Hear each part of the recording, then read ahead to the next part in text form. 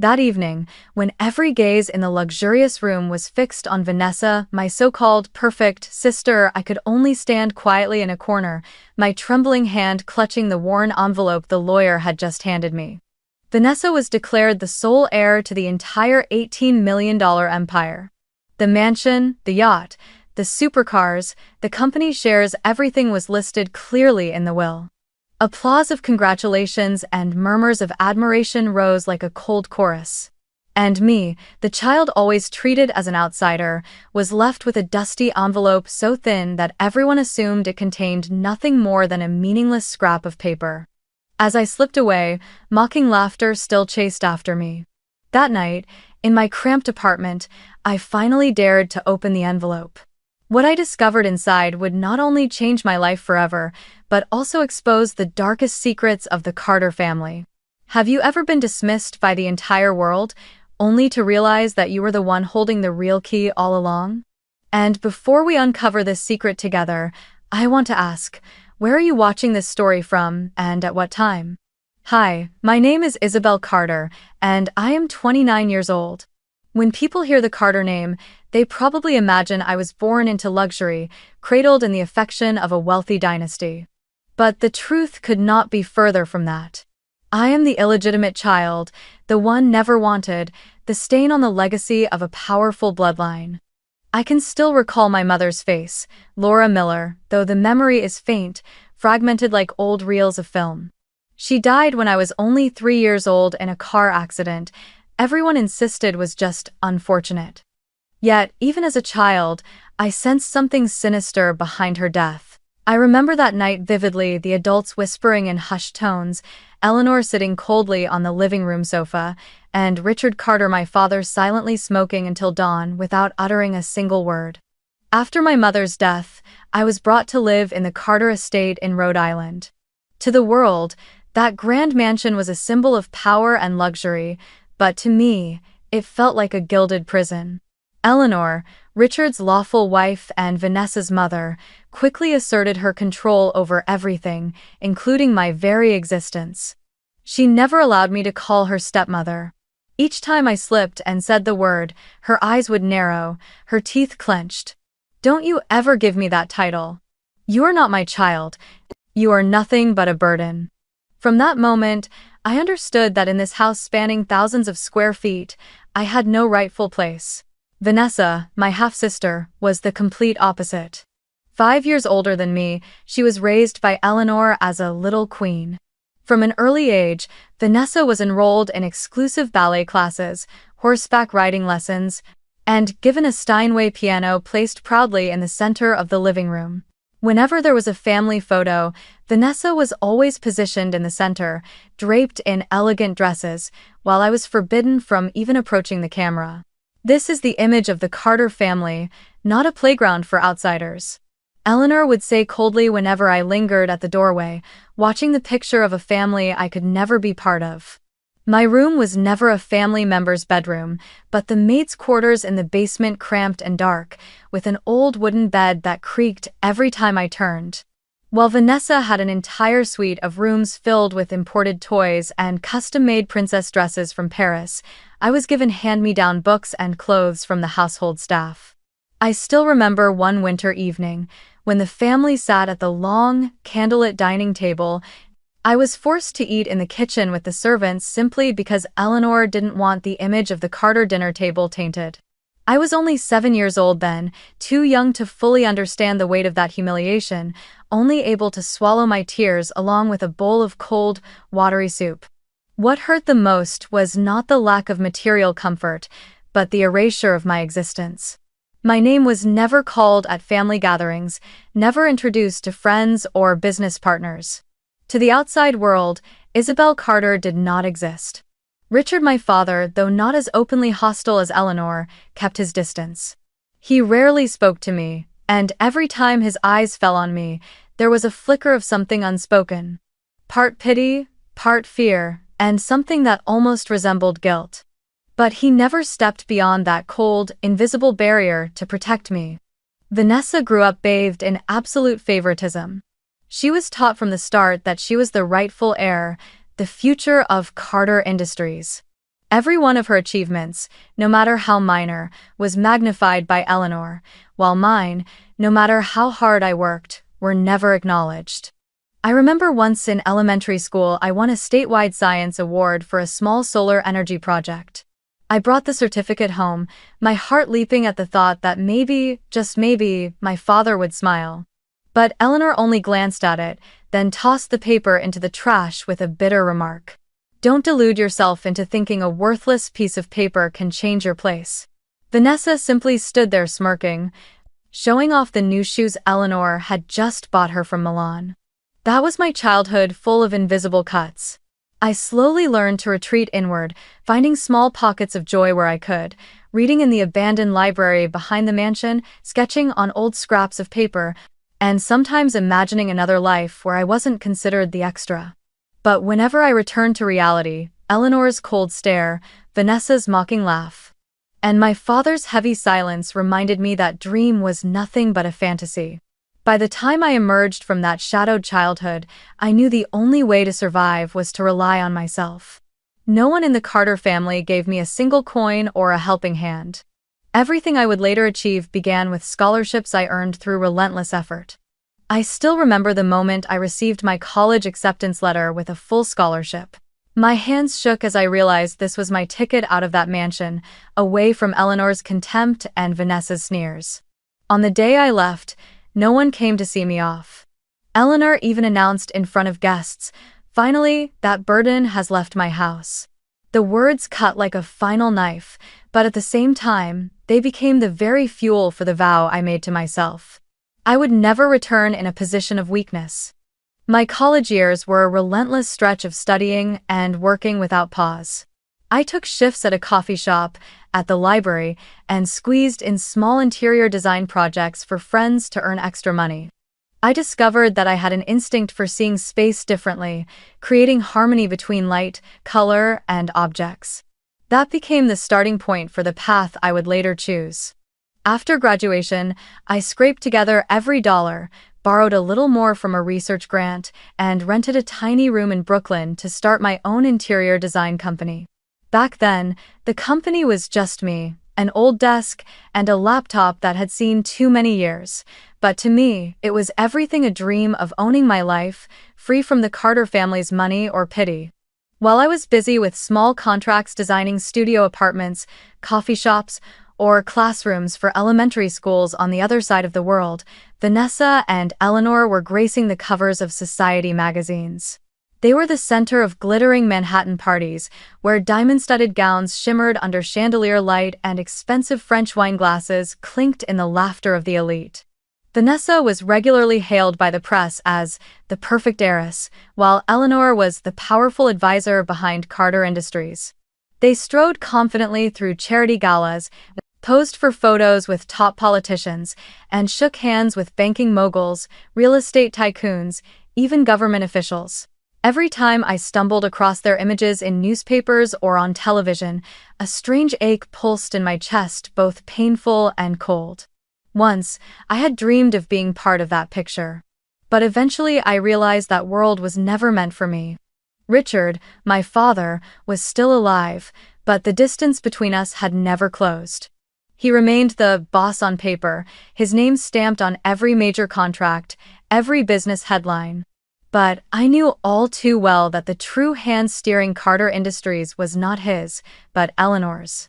I once attended a conference as a student and overheard a few businessmen speaking of her with an odd mix of respect and fear. Eleanor Blackwood is the one really in charge. Richard is just the face.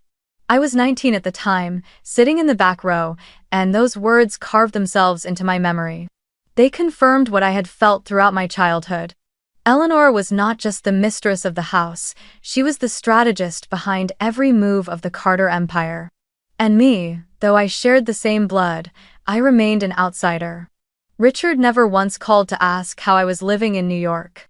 Whenever I dared to send a letter sharing small victories like my company completing its first project or being featured in an independent design magazine, he stayed silent. No reply, no sign he even cared. Meanwhile, every step Vanessa took was celebrated, spotlighted, and praised.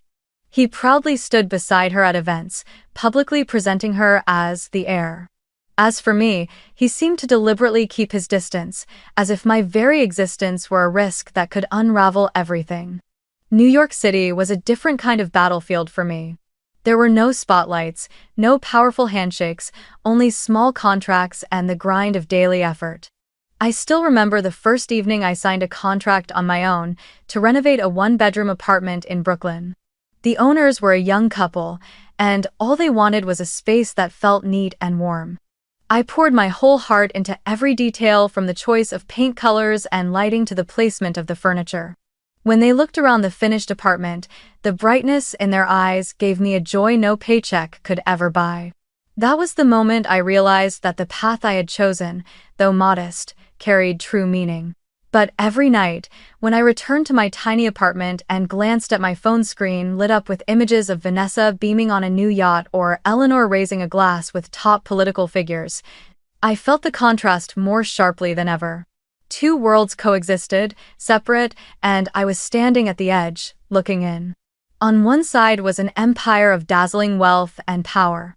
On the other, a young woman struggling to lay each brick for her own dream. And deep inside, I could never stop asking myself, why was I excluded? Why, with the same bloodline, was one exalted while the other was buried? That question never had an answer until the night I opened that dusty envelope and touched the truth. The news of my father's death reached me on a bleak autumn morning. I had just stepped out of my small office in Brooklyn when a call came from an unknown number. A rough male voice said, "Richard Carter, he's gone. The funeral will be this weekend." That was it. No words of condolence, no instructions, nothing more. I froze on the sidewalk, yellow leaves scattering around my feet. Though Richard had never truly been a father to me in all those years, the sudden news of his passing from a stroke still struck me with disbelief. Inside me there were no tears, only a heavy emptiness, as if a door had closed forever, one I had never been allowed to walk through. On the day of the funeral, I drove my old Honda, the only thing I had managed to own after years of labor, from New York back to Newport. The battered car looked small and out of place on the paved road leading to the Carter mansion, lined with sleek black limousines, Italian sports cars, and luxury SUVs. When I opened the door and stepped out, the rumble of engines and the click of high heels against marble blended together into a symphony of opulence that had never included me. I spotted Vanessa and Eleanor instantly as they descended from the newest Rolls-Royce, surrounded by a throng of people. Cameras flashed, guests crowded to shake their hands, their voices overflowing with flattery. So well-deserved, the true future of the Carter empire. Eleanor smiled with cold pride, while Vanessa, in a custom black dress, merely nodded as though such adoration were her birthright. I walked into the church where the service was being held and took a seat in the very last row. I didn't dare move forward, knowing full well I wasn't welcome. Throughout the ceremony, Richard was remembered as a brilliant leader, a devoted father, a great businessman. Not a single word was said about me. In their eyes, the Carter family consisted only of Eleanor and Vanessa. When Eleanor's gaze briefly swept over me, I caught that familiar glint of disdain. She didn't need to speak, her eyes alone mocked me. "How dare you even show your face here?" After the funeral, the guests were invited back to the Newport mansion for the reading of the will. The estate, perched on the Rhode Island coastline, loomed like a castle, its towering white marble columns and ivy-covered walls both majestic and unwelcoming. I had spent part of my childhood there, yet every return made me feel like an intruder trespassing on forbidden ground. In the vast grand hall, portraits of Carter ancestors hung in solemn rows, but there was not a single trace of me or my mother. Eleanor sat regally at the center, Vanessa beside her, while I was given a small chair at the edge, an observer, nothing more. Mr. Finch, the middle-aged lawyer with a stern, weary look, stood to read the will. His voice echoed through the chamber. The entirety of Richard Carter's tangible and intangible assets, including estates, yachts, company shares, and properties totaling $18 million, shall be transferred to his daughter, Vanessa Carter. Applause and murmurs of approval spread across the room. Vanessa smiled in satisfaction, lifting her chin like a queen ascending her throne. Eleanor rested a hand on her daughter's shoulder, her eyes glittering with pride and triumph. I sat in silence, my heart pounding so hard it was difficult to breathe.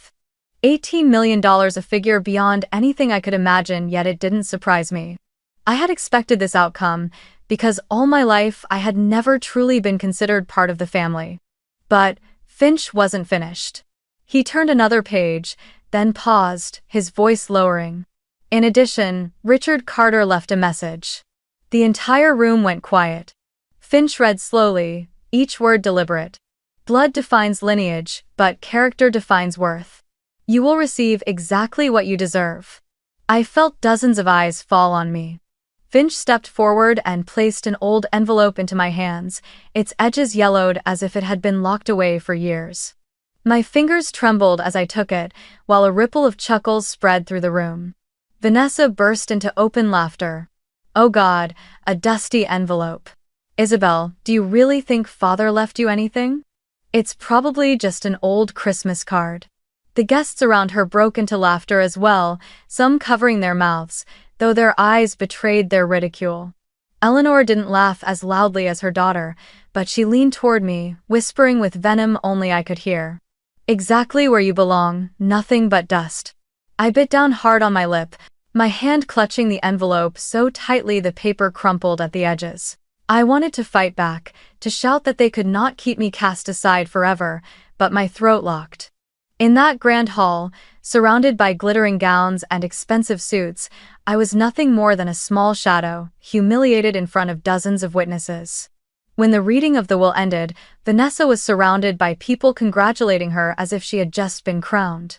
I quietly rose, clutching the envelope to my chest, and left the mansion. As I passed through the grand doors, the ocean wind lashed against my face, cold and sharp, yet it couldn't cool the fire of humiliation burning in my chest. I walked past the rows of gleaming luxury cars until I reached my old Honda. The door creaked as I opened it, but at least it was the one space no one could take from me. I sat behind the wheel, my hands trembling, my mind in chaos. My entire life had been a lesson in exclusion, but never had I been publicly humiliated like this. I turned the key. The weak sputter of the engine rose like a bitter reminder of the distance between me and that other world. I arrived back in Brooklyn late at night. The small street where I lived was so quiet I could hear the wind slipping through the window cracks and a cat meowing faintly from the roof across the way. I sat down on the rickety wooden chair at my kitchen table, the yellow light casting blotched shadows on the walls. In my hands was still the old envelope, the thing everyone had mocked, dismissed as a cruel joke during the will reading. I turned it over under the lamp, feeling as if I were holding a secret no one cared to notice but me.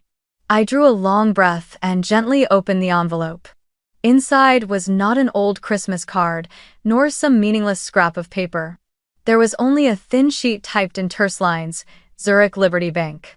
Account number 764291XXXX. This is for the child who was never supposed to exist. Your mother knew why. I read the words again and again, my head spinning. The child who was never supposed to exist, the phrase stabbed straight into my heart. All these years I had grown used to being overlooked, treated as an afterthought, but never had I seen the truth laid out in black and white like this. And, your mother knew why. Why would my father write that? Why bring up my mother, gone since I was 3, as if she held all the answers? My hands shook as I opened my old laptop. I typed the bank's name into the browser, and Zurich Liberty Bank appeared with its sleek, cold interface. I entered the account number, along with a small password printed at the bottom of the paper. My heart pounded wildly, each beat threatening to explode in my chest. The screen spun for a few seconds, then the number appeared. I froze, unable to believe my eyes. $127 million. $127 million. I sank back into my chair, breath coming fast and uneven. For a moment, the entire little apartment seemed to tilt around me. I looked around the room, the peeling walls, the old refrigerator rattling in the corner, the secondhand table and chairs from a thrift shop, and then back at the glaring number on the screen. The contrast was so stark I didn't know whether to laugh or cry. Part of me wanted to scream, to call someone and share it, but then I realized I had no one.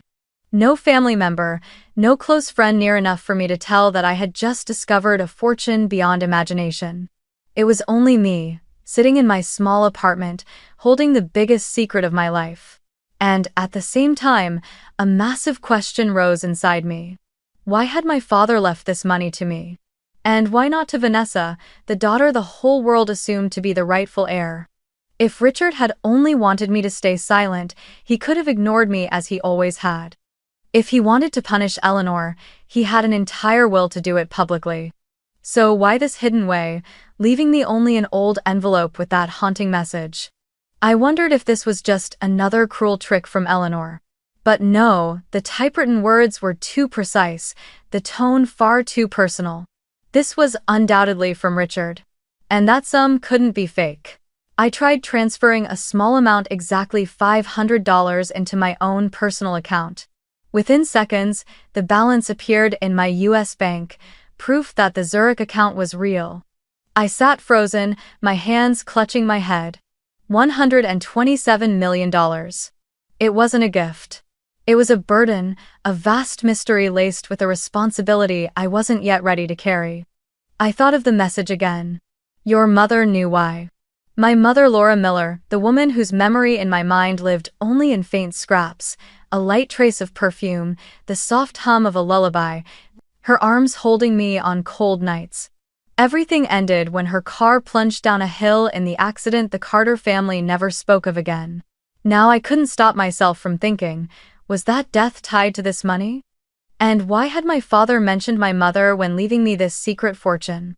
I opened a desk drawer and took out an old album I'd kept. Inside were only a handful of photographs of her, one where she held me in the park, one where she stood at the door of our old house in Boston.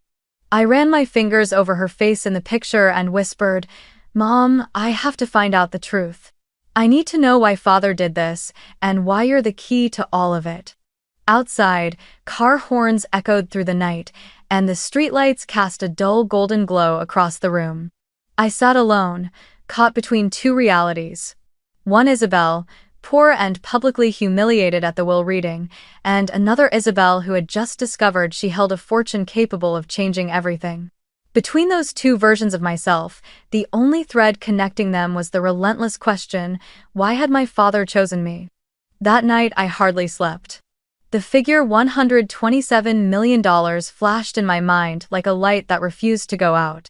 But more haunting than the number was the message. Your mother knew why.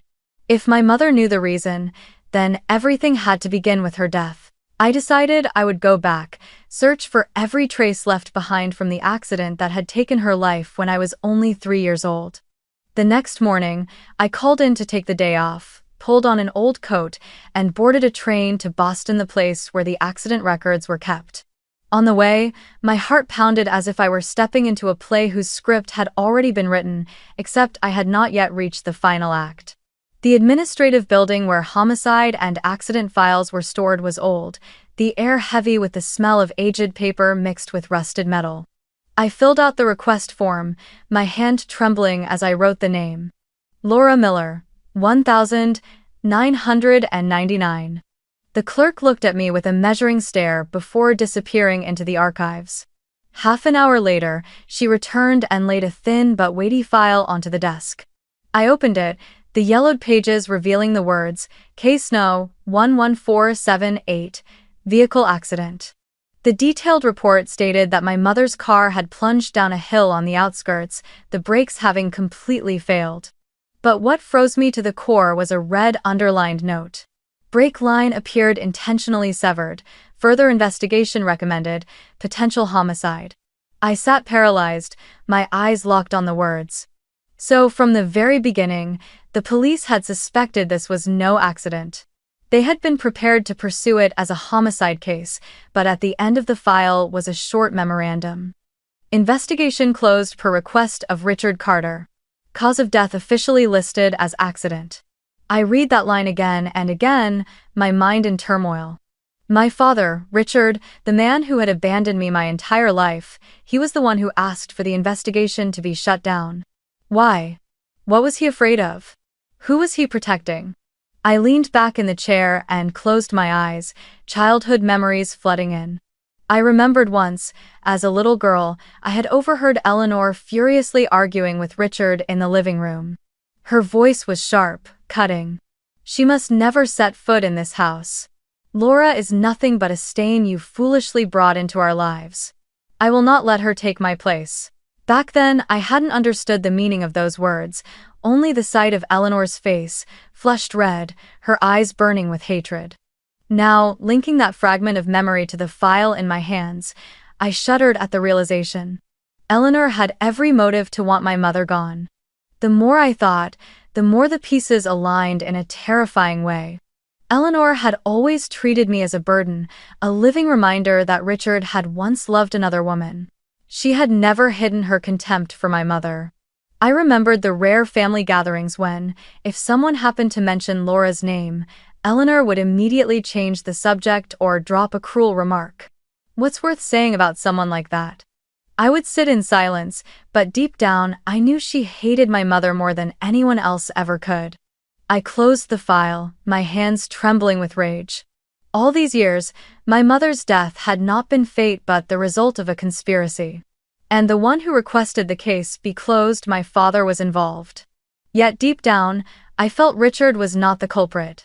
He might have stayed silent out of fear, pressure, or because of a force far greater than I had ever imagined.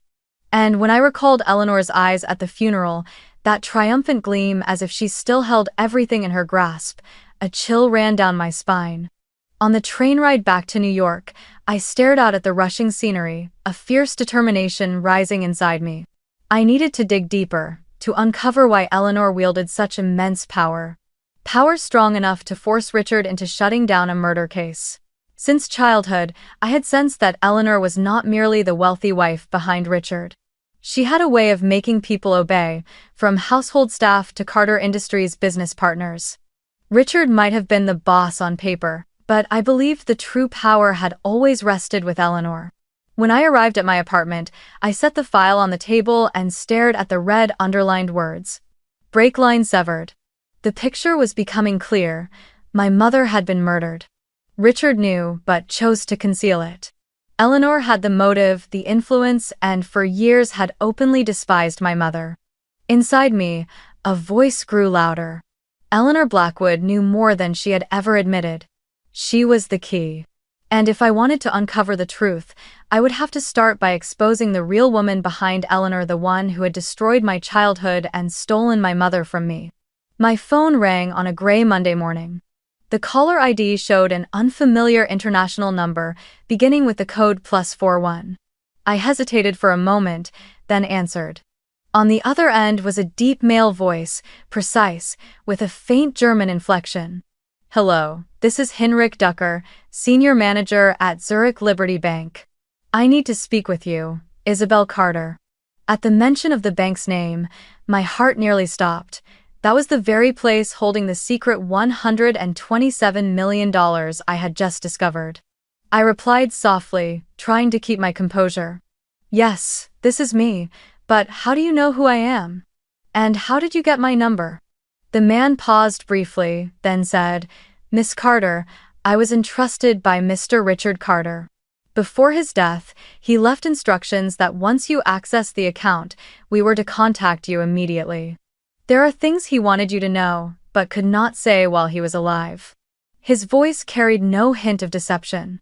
I sat upright, my entire body going cold. Ducker suggested we continue through a secure video channel. Within minutes, my laptop screen displayed the image of a man in his 60s, silver-haired but with sharp, unwavering eyes. He inclined his head in greeting before beginning to speak. Isabel, you have probably always wondered why you lived on the margins of the Carter family. The truth is, your mother, Laura Miller, was not just an ordinary woman. She was once an undercover FBI agent, embedded to investigate illegal operations within Carter Industries. I was stunned. All my life, I had only known my mother through hazy memories and a handful of old photographs, a gentle woman with kind blue eyes. I had never imagined she had once been an agent. No, no, that can't be, I whispered. But Ducker went on. This is a classified file the FBI kept sealed for years. Under Richard's leadership, Carter Industries became entangled in money laundering networks and clandestine finance.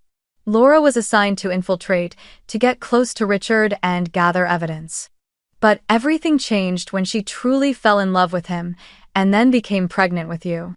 End quote. I clutched my head, my heart pounding wildly. Everything was spinning. My mother, an FBI agent? And me the result of a mission gone off plan? Ducker nodded, as if he could feel the shock I was going through. When she discovered she was pregnant, Laura chose to withdraw from the mission. She didn't want her child born into a storm. But at that very moment, her enemies found out. He paused, eyes fixed on the camera.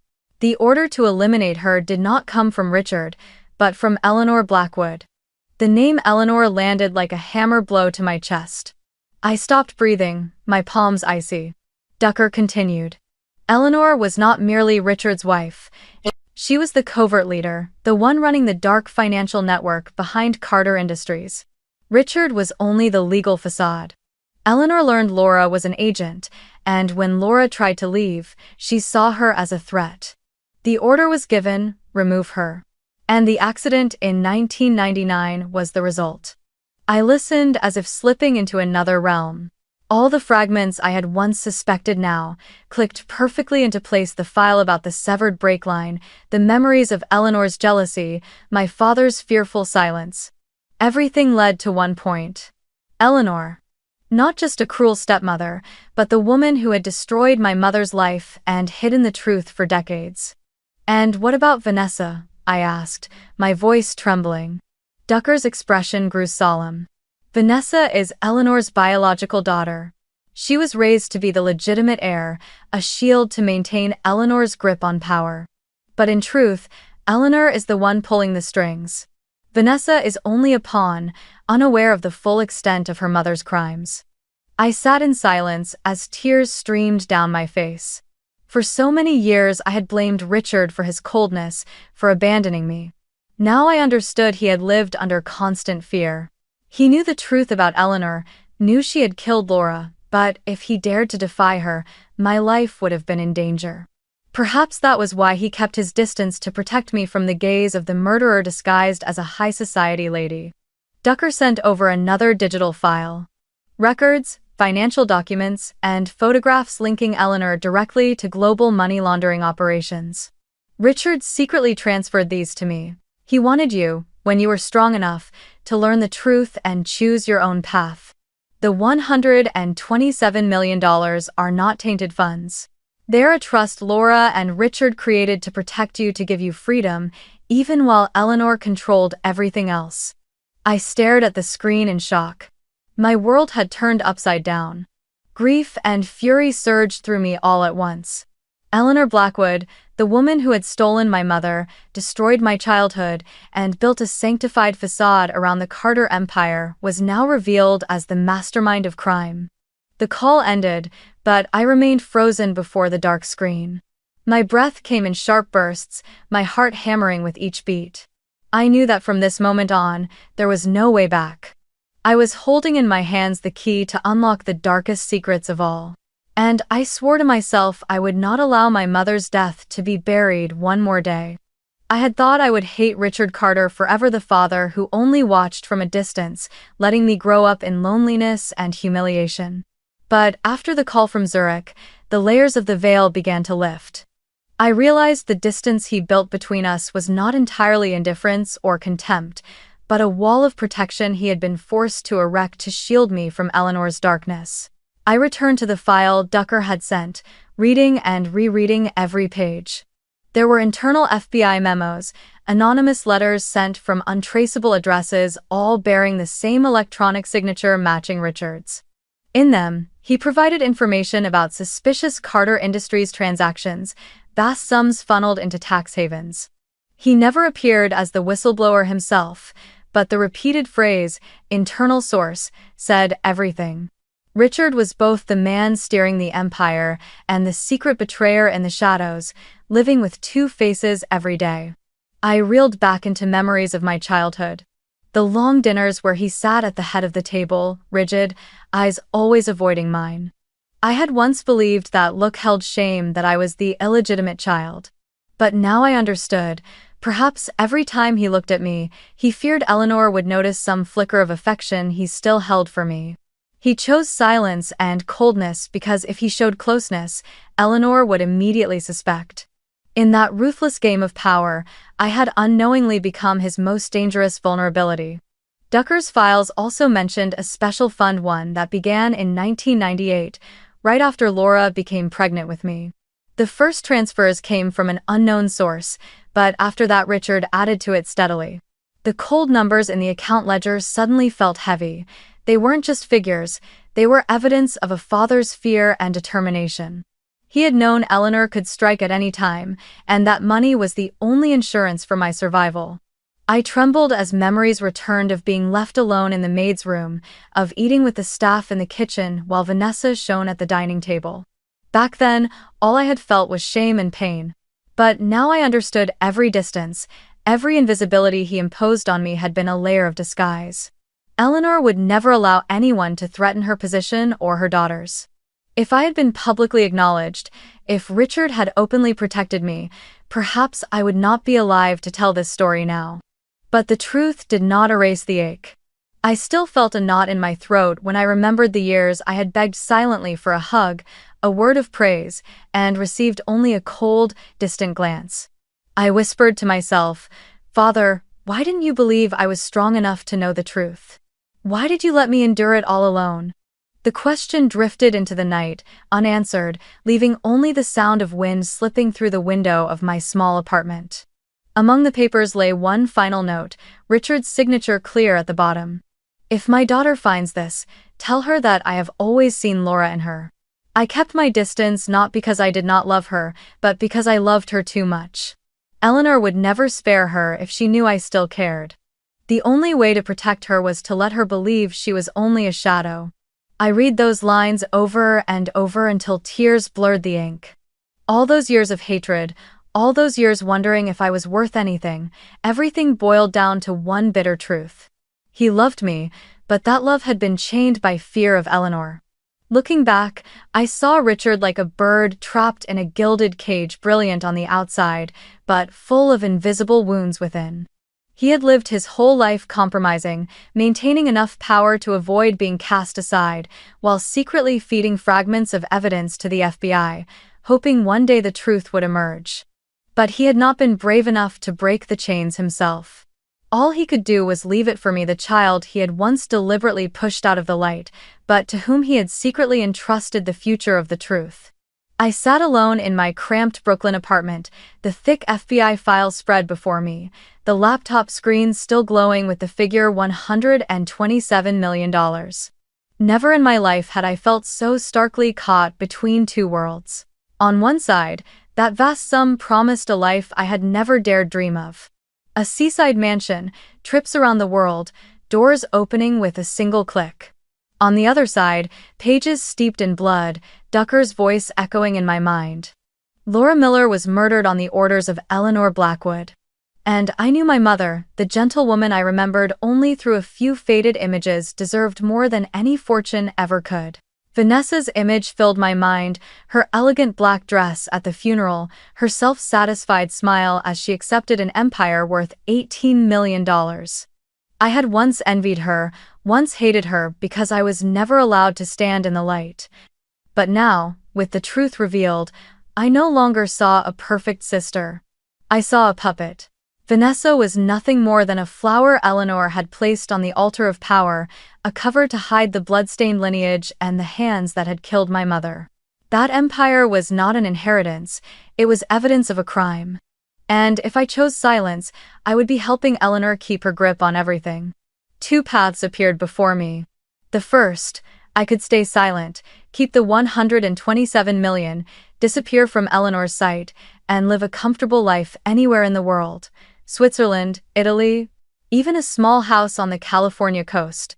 No one would know, no one would bother me.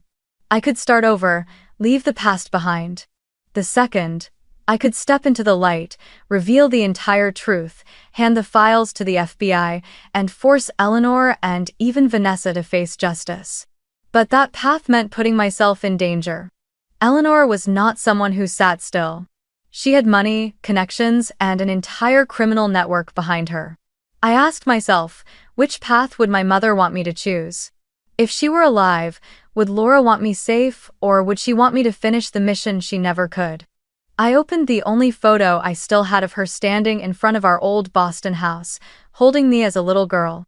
Her eyes stared straight into the lens, gentle yet unyielding. I knew the answer was there, in that gaze. My mother had been an FBI agent. She had chosen to sacrifice herself to protect the truth. I was her daughter. I could not betray that ideal out of fear. I remembered the final words of the will Finch had read aloud.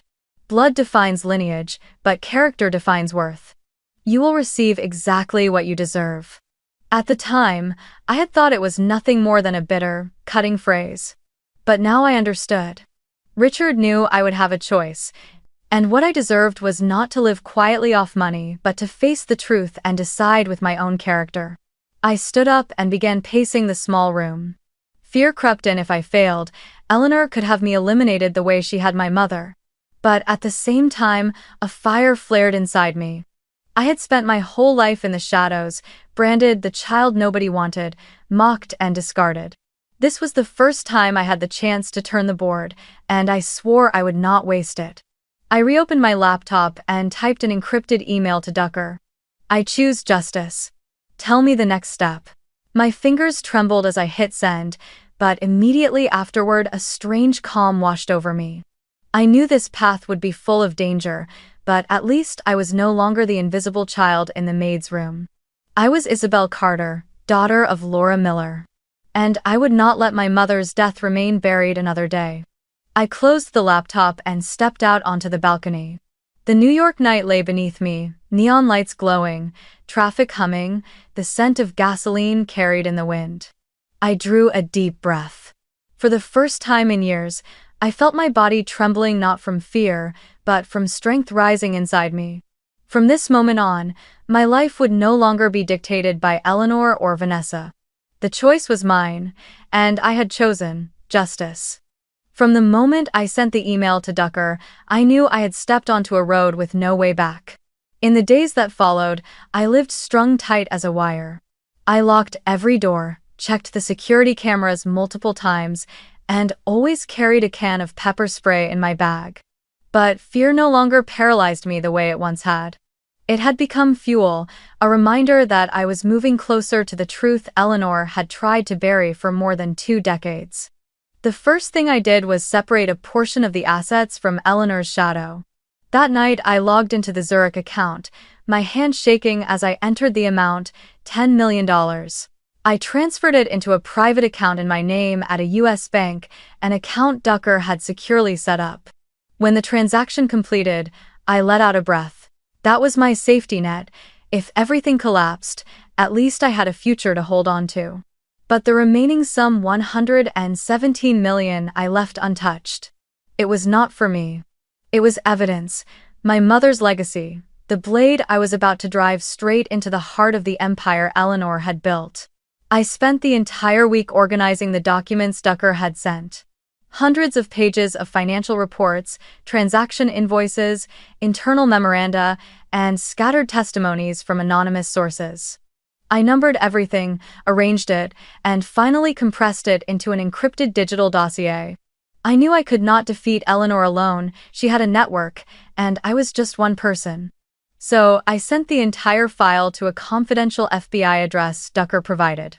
In the email I wrote briefly, "My name is Isabel Carter. This is evidence of illegal financial activity by Carter Industries under the direction of Eleanor Blackwood. I request protection and, above all, I request justice for Laura Miller." 2 days later, the FBI made contact. One morning, while I sat in my usual Brooklyn cafe, 2 men in suits approached my table. They didn't need to show me a badge. I knew immediately where they were from. One of them spoke quietly. "We received the file. You did the right thing." Those words left me trembling and strangely relieved. After so many years, someone was finally on my side. The operation unfolded faster than I ever imagined. Perhaps it was because the FBI had already been quietly monitoring Carter Industries for years, and what I provided was simply the final piece that completed the puzzle. I wasn't told the details, but from the scattered hints, I understood that the net had already been cast wide. And then, the fateful morning arrived. The news exploded like a bomb. I sat frozen in front of the television, watching live images from Rhode Island. Dozens of FBI agents stormed the Newport mansion, black SUVs blocking every entrance. Eleanor, dressed in a silk sapphire gown, still tried to hold her haughty composure, but her wrists were bound in gleaming handcuffs.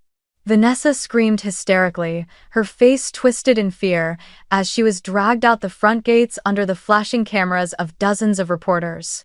The anchor's voice rang out. "The FBI has just dismantled a large-scale illegal financial network tied to Carter Industries.